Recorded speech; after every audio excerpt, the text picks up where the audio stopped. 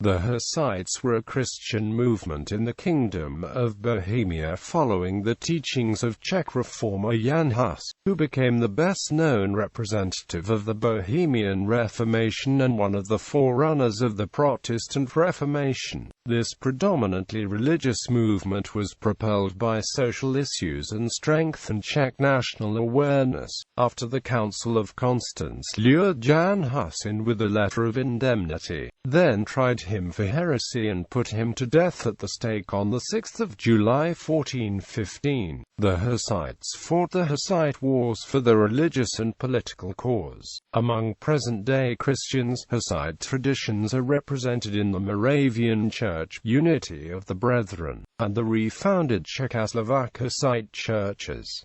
Impact of Hus's death on Bohemia. The arrest of Hus in 1414 caused considerable resentment in Czech lands. The authorities of both countries appealed urgently and repeatedly to King Sigismund to release Jan Hus. When news of his death at the Council of Constance in 1415 arrived, disturbances broke out, directed primarily against the clergy and especially against the monks. Even the archbishop narrowly escaped from the effects of this popular anger. The treatment of Hus was felt to be a disgrace inflicted upon the whole country, and his death was seen as a criminal act. King Wenceslaus, prompted by his grudge against Sigismund, at first gave free vent to his indignation at the course of events in Constance. His wife openly favored the friends of Hus. Avowed Hussites stood at the head of the government. A league was formed by certain lords, who pledged themselves to protect the free preaching of the gospel upon all the possessions and estates and to obey the power of the bishops only, where their orders accorded with the injunctions of the Bible. The university would arbitrate any disputed points. The entire Hussite nobility joined the league. Other than verbal protest of the council's treatment of Hus, there was little evidence of any actions taken by the nobility until 1417. At that point several of the less nobility and some barons, signatories of the 1415 protest letter, removed Romanist priests from the parishes, replacing them with priests willing to give communion in both wine and bread. The chalice of wine became the central identifying symbol of the Hussite movement. If the king had joined, its resolutions would have received the sanction of the law, but he refused, and approached the newly formed Roman Catholic League of Lords, whose members pledged themselves to support the king, the Catholic Church, and the council. The prospect of a civil war began to emerge. Pope Martin V, as Cardinal Otto of Cologne, had attacked Hus with relentless severity. He energetically resumed the battle against Hus's teaching after the enactments of the Council of Constance. He wished to eradicate completely the doctrine of Hus, for which purpose the cooperation of King Wenceslaus had to be obtained. In 1418, Sigismund succeeded in winning his brother over to the standpoint of the council by pointing out the inevitability of a religious war if the heretics in Bohemia found further protection. Hussite statesmen and army leaders had to leave the country and Roman Catholic priests were reinstated. These measures caused a general commotion which hastened the death of King Wenceslaus by a paralytic stroke in 1419. His heir was Sigismund. The parties of the Bohemian Hussites. Hussism organized itself during the years 1415 to 1419. For the beginning, they formed two parties, with a smaller number of people withdrawing from both parties around the pacifist Petr Chelsicky, whose teachings would form the foundation of the Unitas Fratrum. The moderate party, who followed Hus more closely, sought to conduct reform while leaving the whole hierarchical and liturgical order of the Church untouched. The more radical party identified itself more boldly with the doctrine doctrines of John Wycliffe, sharing his passionate hatred of the monastic clergy, and his desire to return the Church to its supposed condition during the time of the Apostles. This required the removal of the existing hierarchy and the secularization of ecclesiastical possessions. The radicals preached the sufficientia legis Christi. The divine law is the sole rule and canon for human society, not only in the Church, but also in political and civil matters. They rejected, therefore, as early as 1416, everything that they believed had no basis in the Bible, such as the veneration of saints and images, fasts, superfluous holidays, the oath, intercession for the dead, auricular confession, indulgences, the sacraments of confirmation and the anointing of the sick. They admitted laymen and women to the preacher's office, and chose their own priests. But above all they clung to Wycliffe's doctrine of the Lord's Supper, denying transubstantiation. And this is the principal point by which they are distinguished from the moderate party. 4 Articles of Prague. The program of the more conservative Hussites is contained in the 4 Articles of Prague, which were written by Jakubik Zedvovich and agreed upon in July 1420, promulgated in the Latin, Czech, and German languages.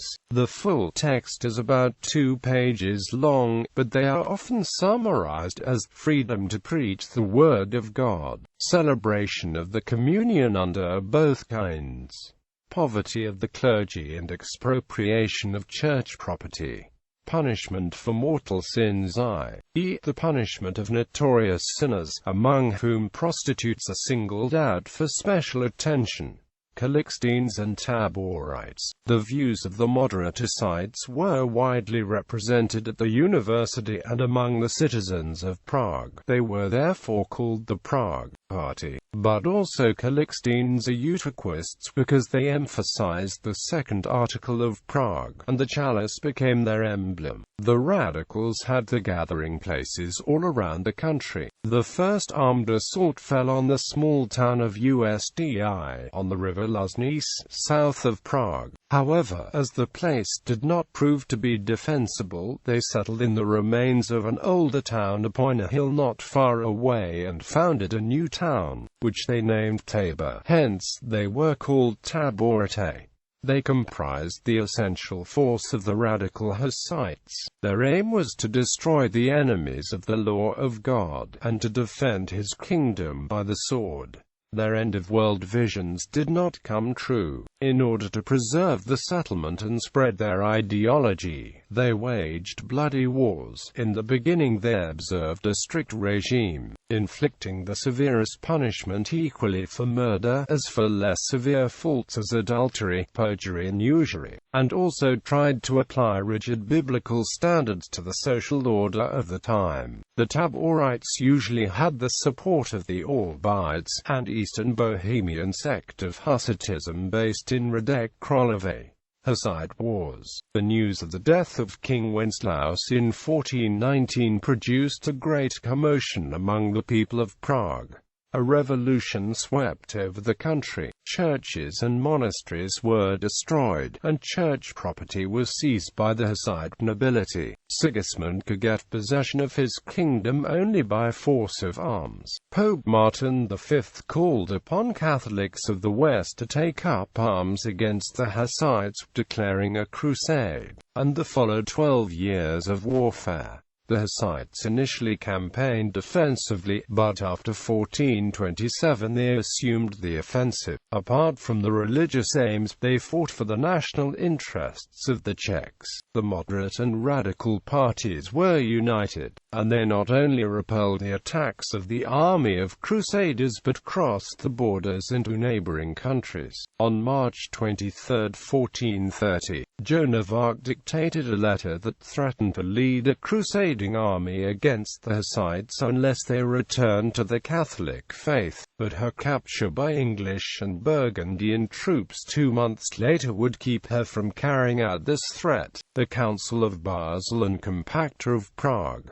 Eventually, the opponents of the Hussites found themselves forced to consider an amicable settlement. They invited a Bohemian embassy to appear at the Council of Basel. The discussions began on the 10th of January 1432, centering chiefly on the 4 Articles of Prague. No agreement emerged. After repeated negotiations between the Basel Council and Bohemia, a Bohemian Moravian State Assembly in Prague accepted the Compacta of Prague on 30th of November 1433. The agreement granted communion in both kinds to all who desired it, but with the understanding that Christ was entirely present in each kind. Free preaching was granted conditionally. The church hierarchy had to approve and place priests, and the power of the bishop must be considered. The article which prohibited the secular power of the clergy was almost reversed.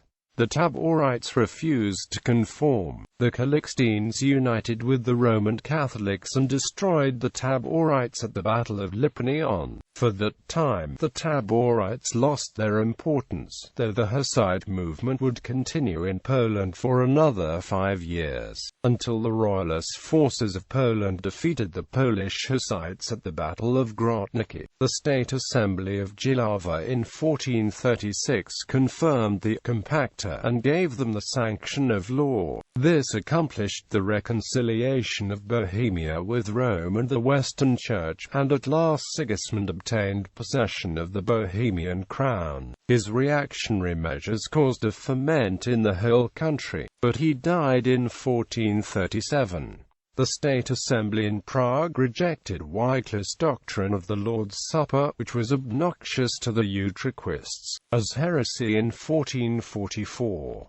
Most of the Taborites now went over to the party of the Utraquists. The rest joined the Brothers of the Law of Christ. Reorganization of the Hussites. In 1462, Pope Pius II declared the Compacta null and void, prohibited communion in both kinds, and acknowledged King George of Podobrady as king on condition that he would promise an unconditional harmony with the Roman Church. This he refused, but his successor, King Vladislaus II, favored the Roman Catholics and proceeded against some zealous clergymen of the Calixtines. The troubles of the Utraquists increased from year to year. In 1485, at the Diet of Kutná Hora, an agreement was made between the Roman Catholics and Utraquists that lasted for 31 years. It was only later, at the Diet of 1512, that the equal rights of both religions